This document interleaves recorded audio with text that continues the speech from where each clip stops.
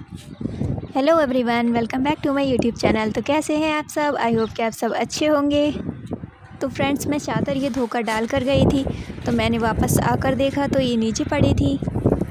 फिर मैंने चादर को वापस से उठाया और अलगनी पर डाल दिया। और आज इतनी हवा चल रही थी कि चादर रुक ही नहीं रही थी। जैसे ही मैं चादर को अलगनी पर डालती थी, अलगनी से चादर फिर वापस आकर नीचे ही गिर जाती थी। तो मैं तो डालते डालते परेशान हो गई। तो मैंने सोचा चलो इसमें कुछ जुगाड़ करते हैं।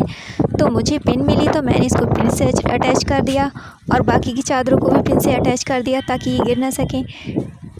और ये सारी चादरें हवा की वजह से सिमटी जा रही थी और सूख ही नहीं पा रही थी। लेकिन आज मुझे इन्हें सुखाना था क्योंकि आज शब बारात है।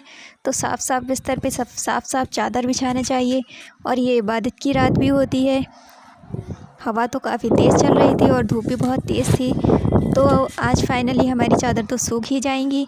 फिर हम आ गए नीचे। तो यहाँ हमारी अम्मी चने की दाल का हलवा बनाने की तैयारी कर रही थी। तो मैंने सोचा चलो अपने फ्रेंड्स को भी दिखाते हैं कि हलवा कैसे बनाया जाता है। फ्रेंड्स, चने की दाल का हलवा तो हमारे घर काफ़ी बार बना है, लेकिन मैंने कभी उसको ध्यान से देखा ही नहीं है। तो मैंने सोचा चलो आज इसको ध्यान से भी देखते हैं और अपने फ्रेंड्स को भी दिखाते हैं कि ये कैसे बनता है। तो सबसे पहले अम्मी ने चने की दाल को अच्छे से उबाल लिया। उबालने के बाद फिर इसको ठंडा कर लिया और ठंडा करने के बाद फिर इसको मिक्सर में पीस लिया। फिर हाई फ्लेम पर कढ़ाई रखने के बाद फिर इसमें देसी घी डाल दिया। और घी का अच्छे से गर्म होने के बाद जो चने की दाल पीसी थी वो इसके अंदर डाल दी। और इसमें सारी दाल डालने के बाद और अम्मी इसको कंटिन्यूसली चला रही थी ताकि ये कहीं से भी लग न जाए। और अम्मी इसको मीडियम हाई फ्लेम पर ही भून रही थी। और इसको स्टार्टिंग में भून रहे थे तो काफ़ी धुआं निकल रहा था और फिर लास्ट में इसका बहुत ही हल्का सा धुआं आने लगा। तो ये भुन चुकी थी। फिर अम्मी ने इसको एक बर्तन में ट्रांसफ़र कर लिया और फिर कढ़ाई में घी डाल दिया। घी अच्छे से गर्म होने के बाद फिर इसमें छोटी वाली इलायची डाल दी। इलायची डालने के बाद फिर जो अम्मी ने किशमिश को अच्छे से धोकर और उसको सोक करने के लिए रख दिया था, तो फिर वो भी अम्मी ने इसमें किशमिश डाल दी और इसको अच्छे से फ्राई कर लिया। और ये देखिए कितनी मोटी मोटी सी होने लगी। ये तो फूल के बलून बन गई। इनको अम्मी ने ज़्यादा फ्राई नहीं किया क्योंकि ये ज़्यादा इनको फ्राई करो तो ये जल जाती है। फिर इस सारी किशमिश को बाहर निकालने के बाद जो अम्मी ने शक्कर मेजरमेंट करके रखी थी वो भी इसमें डाल दी। शक्कर डालने के बाद फिर अम्मी ने इसमें मेजरमेंट करके पानी भी डाल दिया और इसको हाई फ्लेम पर अच्छे से मिक्स कर लिया। और ये चाशनी हाई फ्लेम पर ही बनती है। तो अम्मी ने इसकी एक तार की चाशनी बनाई थी और चाशनी कुछ ही देर में बन चुकी थी। तो फिर अम्मी ने इसमें नारियल डाल दिया थोड़ा सा और इसको अच्छे से मिक्स कर लिया। और जो अम्मी ने चने की दाल जो भून कर रखी थी उसको भी इसमें धीरे धीरे डालकर अच्छे से कंटिन्यू इसको मिलाती रही ताकि इसमें लम्स ना हो जाएं।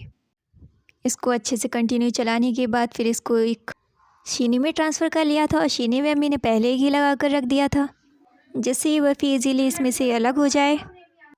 अगर शीनी में घी ना लगाओ तो ये बर्फ़ी सारी इस पर चिपक जाती है और सारा चूरा बन जाता है। अम्मी ने इस पर सारे ड्राई फ्रूट्स अच्छे से डालने के बाद फिर इसको परफेक्ट शेप में कट कर लिया और हमने इसको इसी तरह 3-4 घंटे रख दिया रेस्ट पर। और ये हमारी बर्फ़ी बनकर तैयार है। बर्फ़ी हमारी बहुत ही टेस्टी हुई थी, आप भी खा लीजिए। चने की दाल की बर्फ़ी तो मेरी मोस्ट फेवरेट है। क्या आपको भी पसंद है? प्लीज़ कमेंट करके ज़रूर बताना। और हमने इसको खूब इंजॉय किया। तो पिछले ब्लॉग में मैंने आपको बताया था कि हमारे यहाँ डेकोरेशन हो रही है। तो मैंने आपको ये नहीं बताया था किस लिए हो रही थी। मैंने बताया था कि मैं आपको अगले ब्लॉग में बताऊंगी। तो मैं अब आपको बता रही हूँ कि ये डेकोरेशन हमारी इसलिए हो रही थी क्योंकि आज शब बारात है। और ये देखिए सामने कब्रिस्तानों की डेकोरेशन। हमारे यहाँ कब्रिस्तानों को भी डेकोरेट किया जाता है और आज के दिन रोशनी की जाती है। तो चलो फ्रेंड्स, मैं आपको दिखाती हूँ हमारे यहाँ की डेकोरेशन। हमारे यहाँ शब बारात पर मस्जिदों को भी सजाया जाता है, कब्रिस्तानों को भी सजाया जाता है, घरों को भी सजाया जाता है और हर कोने कोने को रोशन किया जाता है। ये रोशनी का त्यौहार होता है। तो हमारी मस्जिद हमारे घर के पास ही थी। तो मैंने सोचा चलो आपको अपने यहाँ की मस्जिद की भी डेकोरेशन दिखाते हैं। तो हम अपनी मस्जिद के पास जा रहे थे। तो ये हम मस्जिद के पास आ ही चुके हैं। और ये देखिए हमारी मस्जिद माशाल्लाह कितनी खूबसूरत लग रही है। और मस्जिद को इतना खूबसूरत डेकोरेट किया था। ये डेकोरेशन देखकर तो मैं बहुत ही खुश हो गई थी और बहुत ही अच्छा लग रहा था। और आपको ये डेकोरेशन कैसी लग रही है? अगर अच्छी लग रही है तो लाइक करना, प्लीज़ कमेंट सेक्शन में ज़रूर बताना। और ये देखिए दोनों पेड़ों के बीच में जो चाँद का व्यू आ रहा है ना, ये भी बहुत खूबसूरत लग रहा है। तो फ्रेंड्स मेरा तो मन कर रहा था कि यहाँ कुछ देर बैठ जाऊँ, पर काफ़ी सारे लोग नमाज़ पढ़कर बाहर आ रहे थे, तो हमने सोचा चलो हम भी नमाज़ पढ़ने चले जाते हैं घर।